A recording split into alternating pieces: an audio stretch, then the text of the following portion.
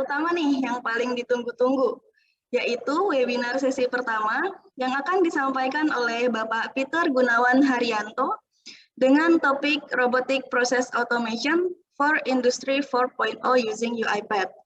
Bagi Bapak Ibu yang nantinya mempunyai pertanyaan, bisa langsung menyampaikan pertanyaannya di kolom chat ya. Sebelum itu, saya akan sampaikan sedikit CV dari Bapak Peter Haryanto. Bapak Peter saat ini menjadi Regional Partner Manager UiPath Indonesia dan Vietnam. Kemudian Pak Peter juga telah menjadi Senior Product Manager selama 20 tahun dan juga IT Principles as Channel Lead in HP, Symantec, Avaya, VMware, and Palo Alto Network. Baik, untuk mempersingkat waktu, kepada Bapak Peter Haryanto, waktu dan tempat dipersilahkan. Terima kasih Bu Satmita. Apa suara saya terdengaran dengan jelas? Jelas, Pak. Oke, makasih. Selamat siang Bapak Ibu sekalian. Assalamualaikum warahmatullahi wabarakatuh. Salam sejahtera buat kita semua. Perkenalkan, saya Peter Haryanto. Saya adalah Regional Partner Manager UiPath di Indonesia. Pertama-tama saya mengucapkan banyak-banyak terima kasih kepada Pak Gadung dan Pak Imam dari Peruri yang memberikan tempat dan waktu kepada saya untuk menyampaikan paparan saya mengenai Robotic Process Automation for Industry 4.0. Sebelum mulai, izinkan saya untuk share screen ya.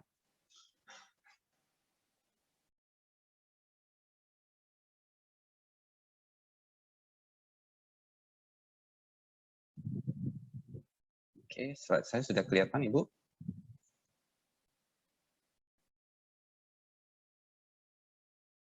Ya, sudah terlihat. Kelihatan?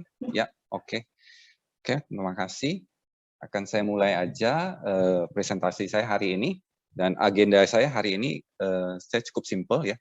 Jadi saya akan memaparkan apa itu RPA. Mungkin ada teman-teman di sini selain dari Peruri, ada teman-teman yang lain yang masih belum mengenal apa itu RPA. Nah, saya akan jelasin dari nol apa itu Robotic Process Automation.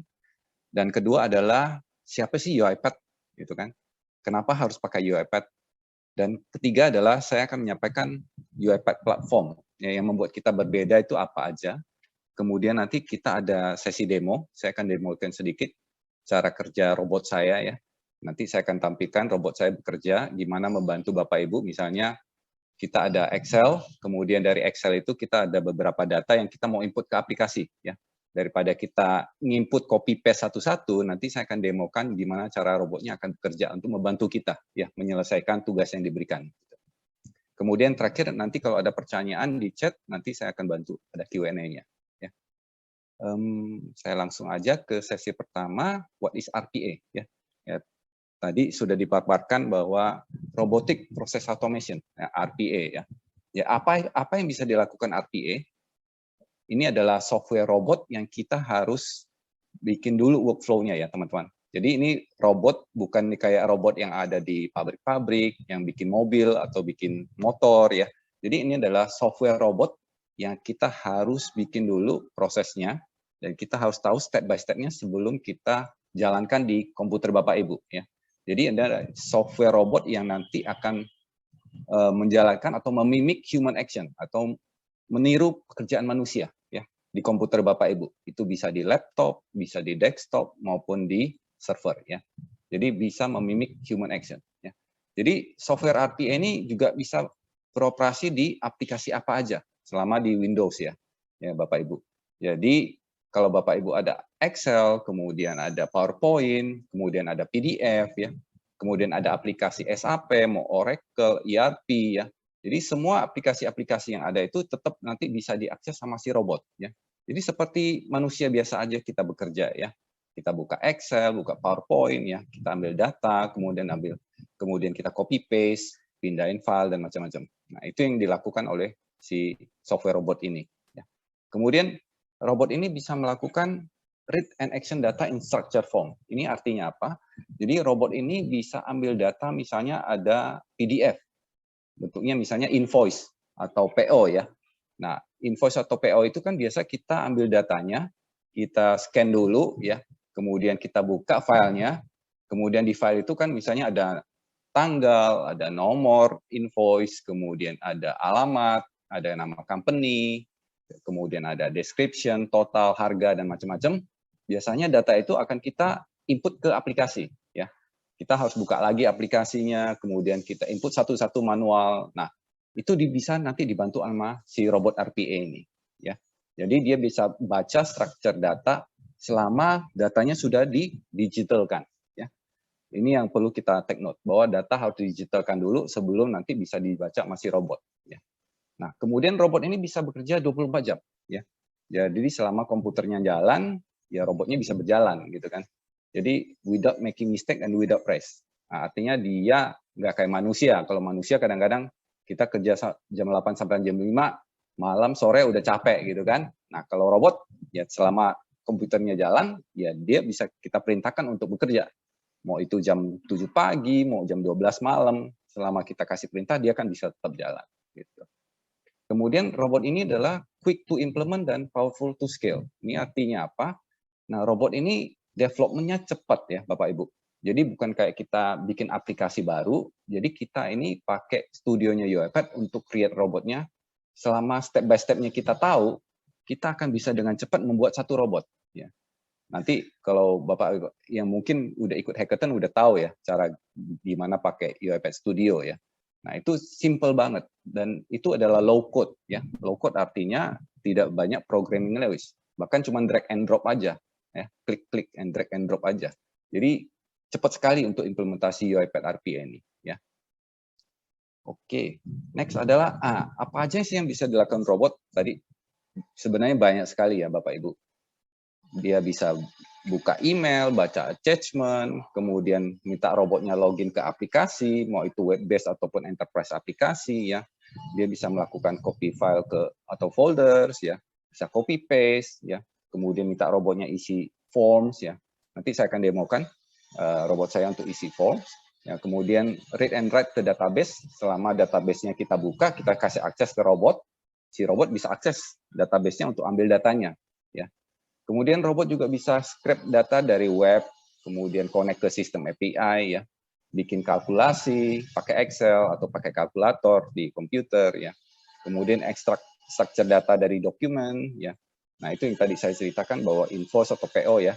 Ya, kita bisa lakukan automatic input ke aplikasi ya. Kemudian yang paling menarik ini adalah robot bisa collect sosial media statistik ya. Kalau bapak-bapak sekarang kan rame ya, sosmed. Misalnya kita mau cari si A, si B, si C, ngapain aja nih.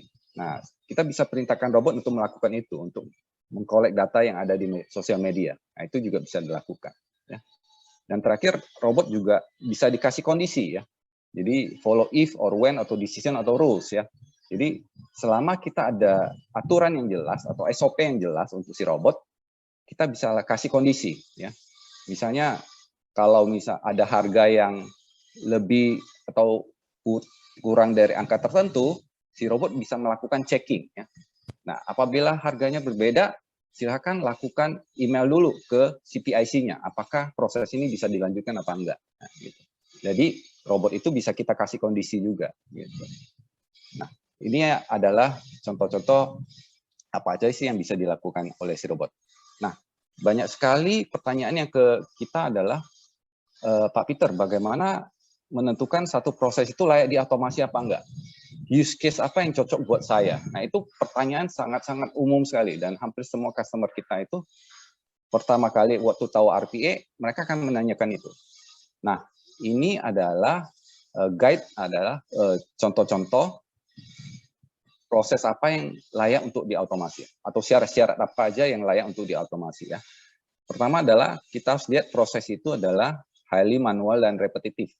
Ya, kita harus cari itu dulu. Yang sering kita lakukan, tinggi volumenya, ya, itu yang kita lihat dulu prosesnya. Kedua adalah rule based proses, ya. Jadi proses yang sudah ada SOP-nya, ya, sudah jelas aturan mainnya. Itu yang kita akan lihat dulu, yang bisa cocok untuk diotomasi. Ya. Ketiga adalah low exception rate. Ya. Ini kalau bisa, kalau ada satu proses cukup panjang, jangan terlalu banyak exception. Tadi saya bilang boleh dikasih exception, oke, tapi jangan terlalu banyak. Kalau terlalu banyak nanti ada perubahan exception, kita harus merubah robotnya lagi. Ya, itu yang kita lihat juga. Kemudian keempat adalah proses with standard readable electronic input. Yang tadi saya bilang. Jadi data itu kalau bisa didigitalkan dulu ya sebelum kita robotkan ya. Kalau masih manual bentuknya paper, kertasnya itu harus kita digitalkan dulu gitu.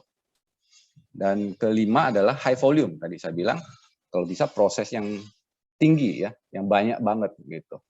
Nah, kalau di bank kemudian di telco pasti mereka punya proses yang volumenya tinggi banget gitu kan, jutaan proses, jutaan sampel, jutaan files ya. Nah itu yang layak untuk diautomasi. Dan nextnya adalah chainable processing method or system change. Ya. Nah ini juga perlu diperhatikan Bapak Ibu. Jadi kalau ada proses yang kita mau otomasi, kita harus juga lihat sistemnya. Ya. Jangan sampai sistem itu ternyata dalam 3 bulan ke depan sistemnya mau diganti gitu. Nanti kita bikin robot udah 3 bulan ternyata prosesnya berubah lagi. Nah itu yang kita harus antisipasi ya Bapak Ibu. Jadi kita harus juga lihat sistem yang ada sekarang. Apakah memang ke depan ada perubahan sistem apa enggak. Kemudian adalah great benefits ya. Kita mencari proses-proses yang menghasilkan ROI tinggi. ROI artinya return of investment ya. Karena kita kalau pakai robot, kita jangan sampai nanti udah bikin prosesnya ternyata prosesnya ini ROI-nya rendah ya, return of investment-nya rendah. Bisa jalan, yes, tapi sebenarnya dengan manual pun bisa gitu loh. Tapi jadi value-nya nggak dapat gitu. Kita cari proses yang benar-benar menghasilkan benefit yang cukup besar buat kita. Dan terakhir adalah mature dan stable proses ya. Jadi kita memang harus lihat proses-proses tadi yang sudah mature, yang sudah jelas SOP-nya dari awal sampai akhirnya, kemudian kita bisa lakukan otomasi. Ya. Oke, nah ini next adalah common process yang hampir di semua industri Bapak Ibu. Ya. Jadi bukan cuma di banking atau di telco, hampir semua industri kita banyak sekali use case yang kita bisa otomasikan. Ya. Dari HRD, kemudian dari supply chain, dari IT, kemudian dari finance accounting, sampai ke customer service. Ya. Jadi hampir di semua divisi itu sebenarnya punya use case yang kita bisa robotkan istilahnya. Ya, saya di Indonesia banyak sekali teman-teman di banking atau manufacturing biasanya startnya dari finance dan accounting. Ya, karena di finance dan accounting ini biasanya volumenya paling gede, gitu kan, volumenya paling banyak, gitu.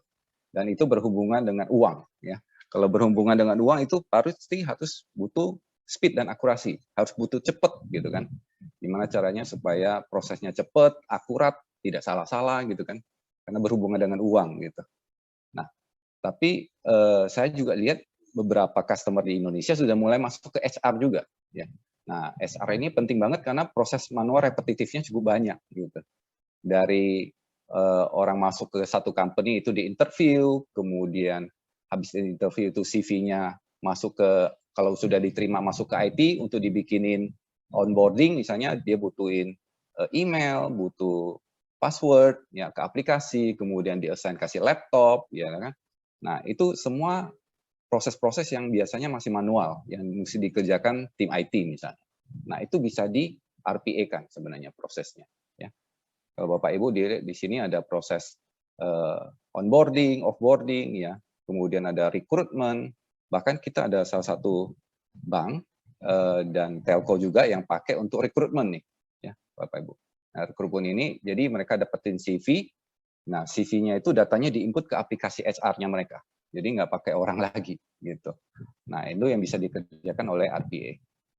Sampai dengan education dan training. Ya. Mungkin di Peruri kemarin ada hackathon, saya ada lihat satu case di mana teman-teman ada use case-nya adalah dari hasil training, kemudian diambil nilainya, setelah dapat nilai, mereka lulus, dikasih sertifikat. Nah, sertifikat itu kan harus di copy paste namanya satu-satu, ya biasanya diketik atau di copy paste namanya. Nah, dengan RPA kita bisa bantu untuk mengautomatkan prosesnya, ya sampai nanti sertifikatnya di email ke yang bersangkutan gitu. Nah, itu adalah proses yang ada di HRD. Ya. Oke. Nah, kemudian next-nya adalah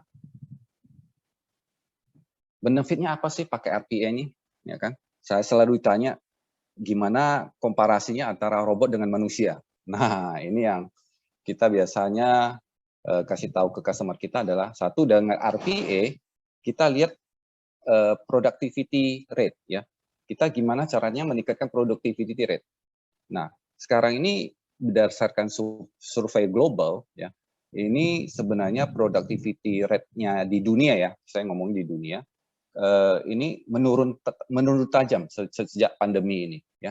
Karena kita nggak bisa ke kantor, kemudian harus kerja di rumah ya, akses ke aplikasi kadang-kadang susah gitu kan, internet kadang-kadang mandek. Nah, ini produktivitasnya menurun ya. Nah, gimana caranya meningkatkan productivity ya? Dengan RPA ini kita bisa bantu ya teman-teman di enterprise ya, di BUMN maupun di semua perusahaan. Dengan RPA itu meningkatkan productivity ya, itu benefitnya RPA. Nah, kedua adalah reduce human error ya. Kita selalu dihadapkan dengan banyaknya human error. Biasanya karena kan manusia itu kan kadang-kadang kalau sakit konsentrasinya turun ya. Dengan konsentrasi turun kadang input pun bisa salah gitu kan. Nah, ini yang bisa membantu kita apabila kita menggunakan RPA ya. Kita bisa mereduce human error. Karena dengan software RPA ini akurasinya kita bisa sampai 100% Bapak Ibu ya. 100%. Ya. Selama proses yang kita jalankan atau kita bikin di studio atau di robotnya kita itu benar-benar sesuai dengan SOP yang ada atau sesuai dengan proses yang ada. Ya. Itu bisa 100% akurat. Dan speed-nya pasti akan lebih tinggi ya. Kalau pengalaman kita itu satu robot dengan manusia itu speed-nya bandingannya 1:5 ya. Artinya biasa yang dikerjakan 5 orang bisa dikerjakan oleh satu robot gitu. Nanti saya akan kasih satu use case di mana membandingkannya ya. Kemudian adalah ketiga benefitnya adalah increase customer experience ya. Nah, dengan produktivitas yang rendah, kemudian kalau memang kerjanya banyak error ya kan, ujung-ujungnya pasti impact-nya adalah ke customer ya. Kalau customer nggak happy pasti komplainnya tinggi ya. Ujung-ujungnya company yang suffer ya. Jadi dengan RPA ini diharapkan adalah satu, dengan speed dan akurasi yang tinggi bisa membantu customer satisfaction ya. Karena ujung-ujungnya dengan proses yang cepat, customer happy, barangnya misalnya cepat nyampe gitu kan, dia pasti akan jadi tambah happy gitu loh. Increase customer experience ya. Yang terakhir adalah increase employee engagement ya. Jadi dengan RPA juga sebenarnya saya banyak sekali ditanya oleh teman-teman di company ya. Apakah RPA itu menggantikan manusia ya? Ya, kalau saya lihat di sini increase employee engagement. Sebenarnya robot RPA ini bukan menggantikan manusia ya. Saya bilang bukan menggantikan manusia, tapi ada proses-proses memang yang digantikan oleh si robot. Tapi human-nya kemana? Human-nya tetap akan terpakai, Pak, Bapak, Ibu. Ya. Jadi jangan khawatir, justru dengan RPA kita bisa membantu pekerjaan Bapak Ibu lebih cepat. Gitu. Sedangkan kita bisa mengerjakan pekerjaan lain yang lebih valuable. Ya. Artinya apa? Artinya kita lebih produktif, lebih bisa kerjain pekerjaan lain daripada kita tiap hari berkutat di laptop, nginput data, ya kan, atau ngerjain report, ya. Nah, itu diserahkan ke robot aja. Sedangkan kita bisa ngerjakan proses-proses yang lain yang lebih valuable, ketemu customer, ya kan, meeting sama manajemen, ya, cari ide baru. Nah, itu banyak sekali. Dan satu lagi bahwa RPA ini sebenarnya menciptakan peluang baru, ya. Nah, karena RPA ini tadi yang dulu belum ada namanya RPA developer, yang dulu nggak ada namanya business analyst, ya. Kemudian yang dulu nggak adanya infra engineer ya buat RPA. Nah sekarang muncul ya ini apa sih namanya job-job yang baru yang bisa sebenarnya bisa go internasional. Tadi Pak Imam bilang dengan harapannya adalah ke depan siapa tahu talent-talent Indonesia ini dipakai di luar negeri juga, bukan cuma di Indonesia gitu kan. Nah gitu bisa dipakai di Indonesia dan kita bisa keluar juga. Gitu. Nah, karena ini adalah teknologi global ya yang bisa dipakai di mana aja, di hampir semua industri ya. Jadi bisa increase employee engagement. Okay. Nah, ini adalah salah satu contoh aktual implementation di salah satu perusahaan asuransi. Nah, saya mau kasih lihat benefitnya Bapak Ibu ya. Nah, dengan apa sih namanya? Company insurance ini use case-nya adalah automating receipt and settlement ya. Jadi mereka ini dulu ya kerja manual ya, menggunakan manusia ya. Kalau dilihat ini prosesnya. Pertama adalah mereka melakukan login ke web atau aplikasi bank ya untuk download bank statement misalnya. Bank statementnya Excel kan, Excel. Excel ini dia buka, kemudian habis dibuka datanya diinput ke aplikasi core insurance-nya mereka. Habis diinput, dicek, baru dibikin receipt, kemudian di email ke customer. Nah, proses yang begini mereka lakukan dengan manusia itu butuh waktu 15 menit, Pak, Bapak Ibu. Ya. Dari satu proses 15 menit, coba dibayangkan mereka punya 800 transaksi per bulan ya. Nah, itu dibutuhkan berapa jam? Ya. Banyak sekali, ya, lama sekali. Nah, mereka menggunakan robot setelah dijalankan, satu proses yang 15 menit ini menjadi cuma 30 detik, Bapak Ibu. Ya. Jadi savingnya, speed-nya kelihatan banget gitu. Dari 15 menit menjadi 30 detik. Ini artinya apa? Artinya kalau 800 transaksi dikali setengah menit ya, 30 detik sama dengan 400 menit. Ya. 400 menit artinya adalah robot mengerjain proses ini cuma butuh 6,7 jam dari waktunya robot per bulan. Nah, artinya robotnya sebenarnya masih punya waktu lain untuk mengerjakan proses-proses yang lain gitu. Jadi satu dari sisi company mereka akan sangat cepat prosesnya untuk menyelesaikan satu use case ini. Dan pasti dengan semakin cepatnya proses, artinya customer juga mendapatkan receipt-nya semakin cepat. Gitu. Dan akurat, ya, tanpa ada error. Nah, ini yang membuat justifikasi mereka untuk membeli robot RPA-nya UiPath. Ya. Jadi Bapak-Bapak lihat di sini bahwa satu robot ini bisa jalan 24 jam kan? Tadi robot cuma pakai 6,7 jam per bulan. Masih banyak waktunya bisa dipakai untuk proses-proses lain. Gitu. Dari satu robot. Ya. Jadi savingnya banyak sekali Bapak Ibu. Oke, nah next. Nah siapa sih UiPath gitu kan? Nah UiPath ini sebenarnya perusahaan dari Romania ya. Jadi UiPath ini adalah software company dari Romania. Nah foundernya namanya Daniel Dines ya. Daniel Dines ini adalah masih CEO-nya kita sampai sekarang ya. Jadi Daniel Dines ini punya misi sangat bagus sekali ya. Jadi dia punya vision adalah a robot for every person ya. Jadi kayak Bill Gates kira-kira 30 tahun yang lalu Bill Gates punya cita-cita one desktop for every person ya. Atau one Windows for every person. Dan itu udah kejadian. Jadi hampir semua orang rata-rata pakai Windows ya kan. Nah, sama Daniel Dines punya cita-cita juga setiap orang dikasih satu robot. Punya satu robot gitu kan. Nah, itu misi visionnya dia ya. Nah, kalau dilihat dari timingnya, kita ini berdiri tahun 2005 kan. Kita sebenarnya company-nya mulai dari screen scraping ya. Waktu itu screen scraping untuk AS400 ya. Ini nih historinya UiPath ya. Jadi waktu dulu kita ini masih belum masuk di Windows tahun 2005. Nah, baru masuk ke UI automation itu tahun 2013. Nah, di 2013 ini baru mulailah RPA ini berkembang ya. Sampai di tahun 2017 kita dapat investor nih, seri A investment, dan headquarters kita pindah ke New York, ke US ya. Nah, sampai berjalannya waktu kita dapat banyak investor baru, kemudian Gartner keluarin Magic Quadrant untuk RPA sama Forrester Wave nih, dua ya, dari Gartner maupun Forrester Wave. Nah, habis itu di tahun 2021 ya, kita menjadi public company. Dan sampai sekarang kita sudah punya misi yaitu to deliver fully automated enterprise ya. Ya, jadi apa itu fully automated enterprise? Nanti saya jelaskan di next slide. Oke. Nah, kenapa UiPath? Nah, ini yang menjadi banyak sekali pertanyaan dari teman-teman di enterprise ya. Jadi gimana caranya mencari RPA vendor yang benar gitu kan, yang bagus dan yang reliable ya. Jadi based on Gartner ya, kita menjadi leader di Gartner Quadrant itu 3 tahun berturut-turut ya Bapak Ibu, dari tahun 2019, 2020 dan 2021. Nah, kenapa kita di leader? Nah, ini yang menjadi banyak pertanyaan kan. Pertama adalah karena kita sebenarnya secara teknologi sudah cukup mature ya. Karena kita dari tahun 2005 itu hampir 16 tahun ya.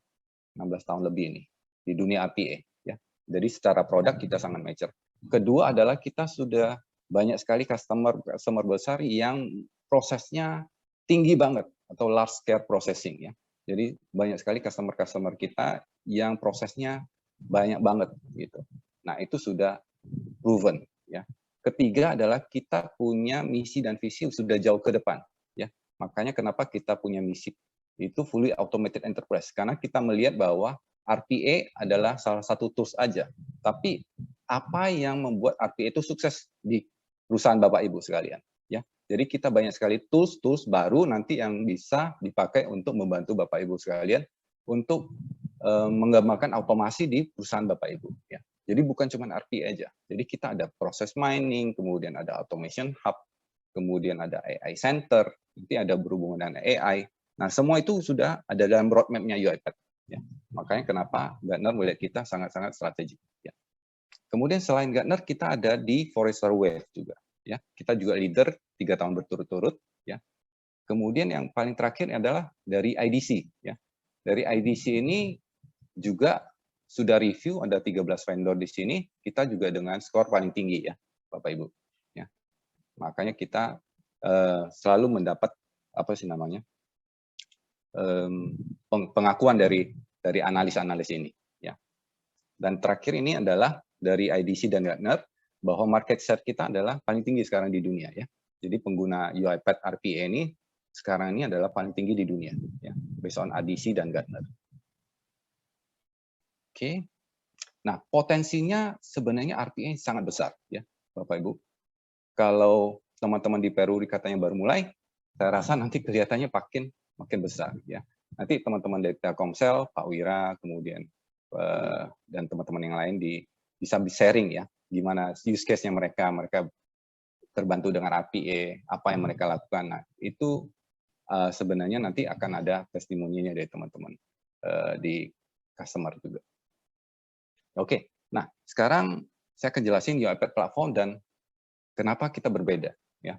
Nah, kalau teman-teman lihat, komponen paling utama dari RPA adalah ada 3 hal. Ya. Ada tiga solusi ini. Satu, kita butuh studio. Ya. Studio itu untuk desain workflow-nya. Kita build. Ya. Kemudian orchestrator. Nah, orchestrator ini adalah nanti habis di build robotnya, di manage sama si orchestrator. Ya. Jadi orchestrator adalah manajernya robot lah. Ya. Jadi dia akan memanage schedule-nya robot, kemudian mantau si robot kerjanya kapan sampai jam berapa, kemudian report-nya seperti apa, yang dikerjakan apa aja, dikomposisi apa aja, semua security log-nya ada di orchestrator. Ya. Dan robot ini bisa diaudit. Ya. Kemudian yang terakhir robot. Ya. Robot ini untuk menjalankan prosesnya yang kita sudah bikin. Nah, robot ini pun kita ada 2 macam. Satu attended, yang kedua adalah yang unattended. Nah, kalau yang attended adalah robot yang harus di-start sama manusia. Ya. Jadi manusia tetap harus melakukan perintah ke robot untuk melakukan start prosesnya. Nah, kalau yang unattended ini bisa adalah robot yang kita bisa jalankan by schedule. Gitu. Jadi robot yang misalnya kita jalani jam 12 malam, untuk di divisi A, nanti kemudian robotnya kita pindah ke divisi B, jam sekian baru jalan. Nah, itu di robot unattended. Nah, ini adalah core komponen dari RPA. Nah, di UiPath tadi saya bilang, kita sudah punya yang namanya UiPath Automation Platform. Ya. Jadi kita sudah melihat bahwa kebutuhan customer itu bukan cuma RPA-nya ada nih. Gitu. Jadi kita lihat memang customer ini masih butuh solusi-solusi lain selain RPA. Makanya kenapa Gartner mengeluarkan istilahnya namanya hyper automation. Ya. Jadi tengah-tengah kita butuh RPA, istilahnya kalau RPA itu kaki, tangan, dan matanya manusia. Gitu. Tapi selain itu kan masih ada otak ya. Nah, otak itu asosiasinya dengan AI nanti, artificial intelligence. Ya. Nah, di tools-nya UiPath kita udah ke arahnya ke sana. Ya. Jadi kita ada 5 pilar di sini, ya, dari discover, kemudian build, manage, run, sampai engage. Ya. Nah, dari discover ini kita bisa membantu customer untuk mendiscover automation opportunities ya. Kita biasanya ditanyain, kalau saya udah implementasi use case A, B, C, kira-kira ada use case apa lagi yang kita bisa implementasi? Nah, kita punya tools dari UiPath untuk membantu customer nih. Kita punya automation hub, kita punya task capture, kita punya proses mining dan task mining. Ya. Kemudian dari sisi build, tadi saya udah bilang core RPA kita ada Studio, tapi di selain Studio kita juga punya namanya document understanding, ya. Di mana document understanding ini adalah intelligence OCR, ya. Tadi kalau Bapak Ibu punya dokumen misalnya PO, invoice atau receipt, ya, kita mau automatic supaya bisa langsung masuk ke aplikasi, ya kita butuh namanya document understanding ini, ya. Kemudian kita juga punya marketplace dan integration, ya. Nah, marketplace ini kita sekarang buka untuk community kita, ya. Jadi teman-teman community ini selain nanti bikin robot, bisa sharing juga ke teman-teman yang lain gitu. Jadi kita ada marketplace. Nah, ini ada berbayar, ada yang gratis, ya. Jadi teman-teman nanti bisa masuk sana untuk bisa lihat marketplace.uipath.com. Kemudian dari sisi manage, kita ada orchestrator, ya. Kemudian kita juga ada testing automation, ada test manager. Kemudian kita ada AI center. Nah, AI center ini memang kita sudah siapkan kerangkanya supaya nanti teman-teman bisa link dengan teknologi AI yang lain gitu. Kalau misalnya Peruri nanti ada kembangkan artificial intelligence sendiri, nah nanti akan di-link dengan RPA-nya UiPath itu juga bisa gitu. Kemudian kita ada data service, kemudian kita ada insight. Nah, insight ini adalah reporting tools untuk RPA, ya. Jadi nanti kalau robotnya sudah mulai banyak, kemudian mereka butuh lihat sebenarnya robotnya saya ini sudah maksimal apa belum sih? Apakah robotnya banyak nganggur gitu kan? Nah, kita butuh reporting, ya. Reporting tools kita namanya Insight. Kemudian tadi robot kita ada attended, unattended, saya sudah jelaskan. Kemudian kita ada testing robot juga. Ini adalah untuk testing automation. Misalnya Bapak Ibu lagi baru bikin aplikasi baru, mau di testing, functional test, kira-kira aplikasi mobile-nya jalan apa enggak, bagus apa enggak, diklik bisa apa enggak. Nah, itu kita punya testing automation juga. Nah, yang terakhir adalah engage. Ya, engage ini adalah banyakkan nanti adalah human in the loop. Jadi dalam satu proses yang panjang kita membutuhkan intervensi manusia nih. Jadi ada kolaborasi antara robot dan manusia. Nah, kita ada apps. Apps ini adalah nanti low code apps, ya. Kita bisa bikin aplikasi simple supaya bisa manusia berinteraksi dengan si aplikasi, ya. Kemudian kita ada asisten atau robotnya, dan kita ada action center. Action center ini adalah untuk tadi, untuk approval misalnya. Ya, jadi ada satu proses yang panjang, tengah-tengah butuh approval dari manusia. Nah, ini dari satu proses itu bisa dilempar ke manusia dan menggunakan action center. Ya. Kemudian terakhir kita ada chatbot juga. Ya. Oke. Nah, selain produk, tadi saya cerita banyak kan, kita juga punya strong partner ecosystem. Ya. Kita ada akademi, ya, akademi. Jadi UiPath juga kita punya academic alliance program. Kita bekerja sama dengan banyak university, ya. Salah satunya Telkom University yang ada di Indonesia. Kita juga bekerja sama dengan beberapa university yang lain untuk mengembangkan talent-talent RPA, ya, supaya kita bisa meng-enable mereka untuk supaya bisa menggunakan teknologi ini dan masuk ke dunia industri, ya. Jadi ada link and match antara dunia akademi dan dunia kerja gitu. Nah, kita juga punya global dan local partner yang bisa membantu melakukan implementasi RPA. Nah, kita juga punya teknologi partner, ya. Kita berpartner dengan SAP, dengan Oracle, dengan Google, Microsoft, ya. Jadi semua teknologi partner kita kolaborasi, ya. Supaya kita kalau nanti ada integrasi dengan aplikasi yang lain itu sangat mudah sekali, ya. Dan kita punya forum, ya. Kalau Bapak Ibu misalnya ada coba-coba pakai softwarenya UiPath Studio, misalnya ada isu atau ada apa, bisa langsung ke forum untuk cek. Karena forum ini kita terus terang paling besar di dunia sekarang ini, ya. Kira-kira ada 200.000 orang di sana yang bisa berkontribusi biasanya. Juga kita ada community, ya. Jadi kita community itu ada developer, ada partner, ada customer, ya. Jadi ini kita juga berkolaborasi dengan beberapa community, ya. Salah satu di Indonesia kita ada di Telegram, kira-kira ada 300-an orang sekarang. Itu untuk developer, community developer. Ya. Tadi saya cerita bahwa UiPath juga ada marketplace. Ya, jadi Bapak Ibu bisa download komponen-komponen RPA dan AI reusable komponen di marketplace-nya Indonesia. Sorry, marketplace-nya UiPath. Oke, nah sekarang saya mau kasih demo nih Bapak Ibu, ya. Saya share dulu screen saya, bentar.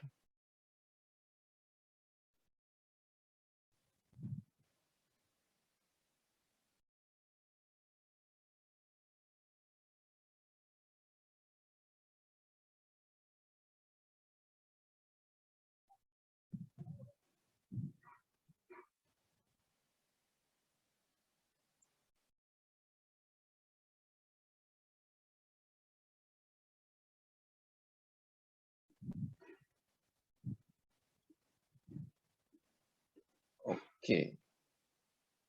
Robot saya sudah kelihatan, Bapak Ibu? Sudah terlihat desktopnya, Pak. Oke. Nah, ini adalah robot saya, namanya UiPath Assistant, ya, Bapak Ibu. Nah, robot asisten ini saya akan jalanin 2 demo hari ini, ya. Saya akan run aja di sini. Nah, demo pertama akan saya tunjukin adalah gimana caranya input data ada di Excel, kemudian dimasukin ke aplikasi web, ya, web based. Nah, bentar saya. Nah, jadi kita ada proses namanya RPA Challenge, ya. Jadi RPA Challenge ini saya coba buka dulu Excel-nya. Nah, Excel-nya ini isinya adalah ada first name, ada last name, ya. Kemudian ada alamat, ada email, ya. Nah, data-data ini akan diinput ke web, ya. Ini ada berapa row nih? Ada 12 nama kan, ya. Ada first name, ada last name, company name, kemudian company address, ya, email, sama nomor telepon, ya. Nah, ini akan diinput ke website, ya, namanya RPA Challenge, ya.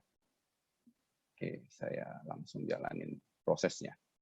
Nah, kita lihat ya, ini robot yang bekerja, jadi bukan saya yang bekerja lagi nih, teman-teman. Nah, robot akan buka aplikasi atau website namanya rpachallenge.org, ya. Nah, Bapak Ibu lihat di sini ada kolom-kolomnya kan, sudah ada. Nah, kolom-kolomnya ini akan berubah-berubah, Ibu, Bapak Ibu, ya. Jadi nggak statik kayak nanti last name-nya di sini ya, nanti last name-nya akan pindah-pindah gitu. Nah, robot tetap bisa ngenalin lokasi-lokasinya dan tidak akan salah. Nah, ini kelebihannya robotnya kita, ya. Nah, di demo kali ini kita bisa set sih speed-nya mau di slow atau di fast atau di superhuman, ya. Jadi robot itu kita bisa set juga kecepatannya gitu. Mau seberapa cepat gitu. Nah, saya select-nya yang sedang aja deh, pas aja. Kita lihat ya cara kerjanya, ya. Nah, ini yang robot sudah ambil data yang di Excel. Nah, Excel-nya dibuka di background, ya. Jadi nggak kelihatan di sini. Nah, kalau Bapak lihat, Bu, ini posisinya berubah-berubah kan? Gitu. Nah, ini yang robot yang jalanin. Jadi bukan saya yang jalanin lagi. Jadi datanya akan 100% akurat, ya. Nah, udah selesai. Tadi 12 baris, ya. 70 field, ya. Cuman 23 detik, Bapak Ibu. Ya, cepat sekali ya. Ini dengan kecepatan sedang, ya. Kalau kecepatan tinggi gimana tuh? Cepat banget soalnya. Nah, mau coba lagi yang speed tinggi? Atau saya langsung ke demo kedua ya? Masih ada waktu, Bu Sabita? Masih, Pak. Oh, masih ya. Saya kasih 1 kali lagi nih dengan kecepatan superhuman. Kita lihat seberapa cepat dia. Oke. Yang tadi, kalau yang sedang aja, kecepatannya 23 detik. Ya. Nah, dengan ini, kalau yang super fast, 8,4 detik saja. Ya. Jadi cepat banget ya, Bapak Ibu, dari sini. Jadi 23 detik, sekarang cuma 8,4 detik. Selesai. Ya. Nah, itu speed-nya robot. Nah, demo kedua adalah saya mau tunjukin bahwa robot bisa run expense entry, ya. Jadi robot akan sama, ini datanya ada di Excel. Ini biasanya klaim-klaiman nih. Kalau kita banyakkan misalnya apa sih namanya, beli barang, ya kan, kemudian mau diklaim ke customer atau klaim ke company gitu kan, atau klaim makan gitu kan, itu kan biasa mesti diinput ya. Nah, dengan ini run expense entry robot, dia bisa melakukan dari Excel itu dimasukkan ke aplikasi perusahaan, misalnya nanti di sini saya pakai aplikasi UiPath, nanti dari aplikasi ini menghasilkan nomor transaction. Nah, nomor transaction ini akan diambil, kemudian kita akan copy, masukin ke Excel lagi. Nah, kita lihat cara kerjanya si robot. Nah, nanti robot akan buka Excel, ya. Ini Excel-nya. Nah, Excel-nya ini sudah ada datanya nih. Ada cash, ada on us check, kemudian ada datanya. Nah, robot yang melakukan login ke aplikasi ini, ya. Nah, kemudian ada transaction number-nya. Nah, transaction number-nya akan di-copy ke kolom D. Bapak Ibu lihat kan, datanya akan di-copy langsung di situ. Ya, oke, done. Jadi cepat banget ya Bapak Ibu. Jadi data yang ada di sini, kemudian dimasukin ke dalam aplikasi, kemudian diambil transaction number-nya, kemudian di-copy, dimasukin ke kolom D. Ya. Sini.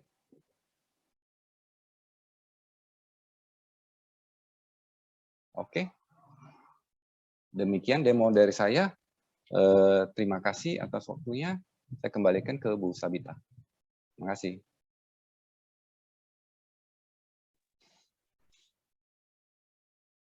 Atau ada Q&A, Bu? Ya, baik. Terima kasih kepada Bapak Peter Haryanto yang telah menyampaikan materinya. Wah, keren sekali nih apa yang sudah disampaikan oleh Bapak Peter ya. Laptopnya berjalan sendiri. Bekerja sendiri ya laptopnya. Jadi ada robot gitu. Baik, kalau gitu kita akan masuk ke sesi pertanyaan nih. Bagi Bapak Ibu yang mempunyai pertanyaan, bisa langsung menyampaikan pertanyaannya via kolom chat ya. Saya langsung masuk nih ke pertanyaan pertama.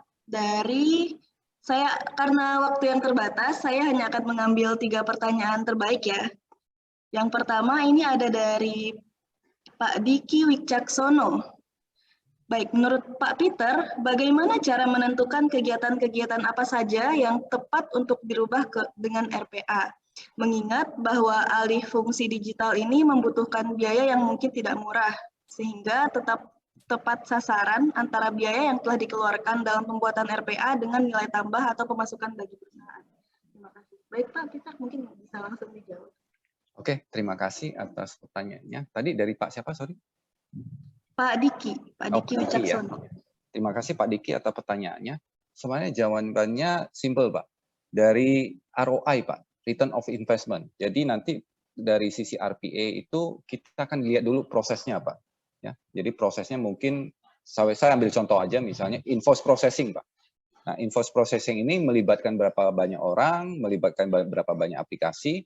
Nah, nanti kita akan hitung jumlah robotnya dibutuhkan berapa, kemudian ada apakah menggunakan orchestrator apa enggak, baru kita hitung jumlah license-nya berapa, dan kita akan hitung dengan dari sisi human resource ya, berapa banyak dipakai, kemudian waktunya dibutuhkan berapa cepat. Nanti kan kita compare Pak. Itu nanti kita akan dapatkan return of investment-nya, ada kalkulasinya Pak. Gitu. Bagaimana Pak Diki? Mungkin panitia bisa atau Pak Diki bisa ini di chat apakah pertanyaannya sudah jelas atau terjawab? Baik, kalau begitu kita lanjut ke pertanyaan kedua ya Pak Peter ya. Di sini ada pertanyaan dari Mas Dimas dari Peruri.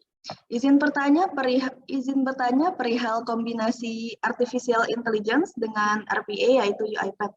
Sekiranya Pak Peter pernah menemukan case tentang kombinasi RPA dengan AI ataupun machine learning. Mohon untuk dapat diceritakan case tersebut. Terima kasih. Baik Pak, bisa langsung dijawab. Oke, terima kasih atas pertanyaannya. Nah, untuk case artificial intelligence dengan API banyak sekali, Bapak. Ya, salah satunya sebenarnya dengan kita punya document understanding. Ya, di UiPath ini kita punya produk document understanding di dalamnya sudah menggunakan machine learning, Pak. Jadi machine learning itu dipakai untuk melakukan training terhadap dokumen tadi yang mau diambil datanya untuk dimasukin ke misalnya ke aplikasi ya. Jadi di document understanding ini contohnya aja nih, invoice ya. Invoice ini kan setiap perusahaan beda-beda ya template-nya ya. Nah, dari template yang beda-beda itu gimana cara robot itu mengenal, oh ini tanggal, ini company name, ini description, ini total, ini harga. Karena posisinya kan beda-beda. Nah, menggunakan artificial intelligence dengan machine learning itu document understanding kita itu kita bisa ajarin robotnya supaya tahu gitu, bisa diambil datanya mana aja yang company name, kemudian nomor invoice dan lain-lain gitu. Jadi kita memang sudah ada use case-nya Pak. Nah, selain itu kita ada kerjasama dengan beberapa vendor lain juga, misalnya dengan Google atau dengan Microsoft yang punya AI teknologi ya, yang kita bisa melakukan kolaborasi. Ya. Banyak sekali use case-nya Pak. Makasih, Bu. Baik, bagaimana Mas Dimas? Apakah pertanyaannya sudah terjawab? Baik, kalau sudah, kita lanjut ke pertanyaan ketiga ya dari Mbak Hung Natalia. Pertanyaannya, berapa lama waktu yang diperlukan untuk mengaplikasikan robot RPA ini? Juga minimum requirement-nya apa yang harus dimiliki untuk bisa menggunakan RPA ini? Baik, Pak Peter, bisa dijawab? Oke, terima kasih atas pertanyaan Bu Hung. Jadi sebenarnya waktu untuk implementasi tergantung Ibu. Tergantung use case-nya seberapa kompleks ya. Jadi biasanya kita kategorikan dalam tiga kategori. Pertama itu simple, kemudian medium sama kompleks. Tergantung use case. Nah, kalau yang simple itu biasanya butuh waktu sekitar 3 sampai 1 bulan untuk bikin satu robot. Kemudian kalau itu use case yang medium itu bisa 1 sampai 2 bulan. Kalau yang kompleks itu bisa di atas 2 bulan sampai 3 bulan. Kira-kira kita punya waktunya kira-kira seperti itu. Tergantung kompleksitas dari satu proses sih sebenarnya, Bapak Ibu. Mudah-mudahan menjawab, Bu Hung.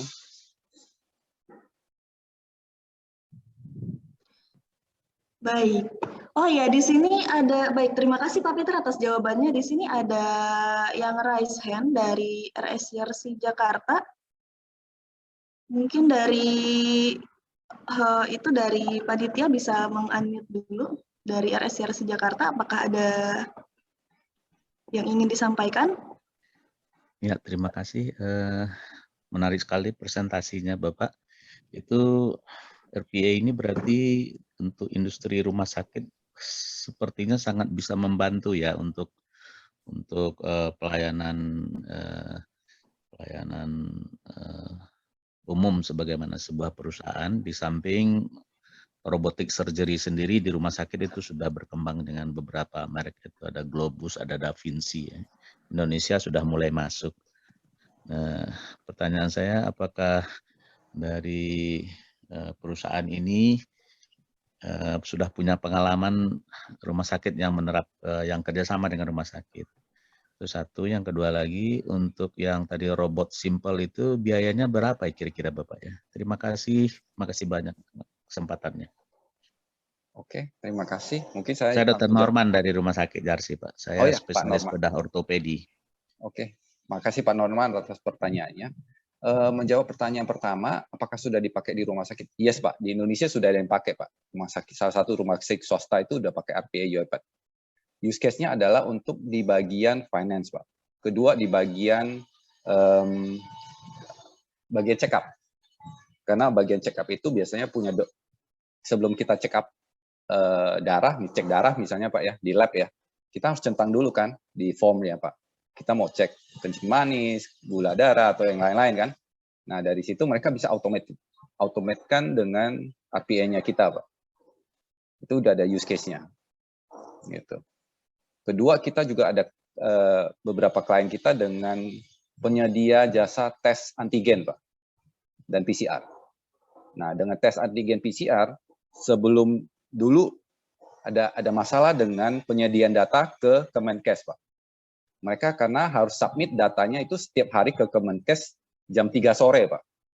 Nah, ada keterlambatan pengiriman data karena ngerjain manual, Pak. Gitu. Sehingga waktu itu presiden kita sampai turun tangan kan, itu harus tolong dibenahi. Nah, mereka panggil kita sediain robot kita untuk bantu mereka untuk input data, Pak. Nah, data itu mereka kirim ke Kemenkes untuk dimasukkan ke dalam aplikasinya Kemenkes, Pak. Sehingga terupdate datanya, tes yang berapa banyak, kemudian yang positif dan negatifnya berapa banyak, itu dibantu dengan robotnya kita, Pak. Itu use case-nya ada. Yes. Nah, untuk biaya, itu range-nya paling kecil kira-kira $6.000 sampai $10.000 Pak, per tahun. Karena license itu harga license-nya aja ya Pak ya. Di luar harga implementasi. Itu range-nya ya Pak ya. Masih kira-kira. Semoga menjawab Pak Norman. Ya, baik Pak Norman, apakah terjawab dari RSYRC Jakarta ya kalau nggak salah tadi? Ya, terima kasih Bapak, sangat membantu dan saya sangat tertarik. Jadi barangkali bisa kontak kemana nanti Pak di-share ya. Terima kasih. Siap. Siap kerjasama Pak. Siap Pak. Baik, mengingat waktu yang cukup singkat, kita akan lanjut ke acara berikutnya ya. Terima kasih Pak Peter telah sharing nih dari UiPath Indonesia, sangat bermanfaat sekali bagi kita. Baik.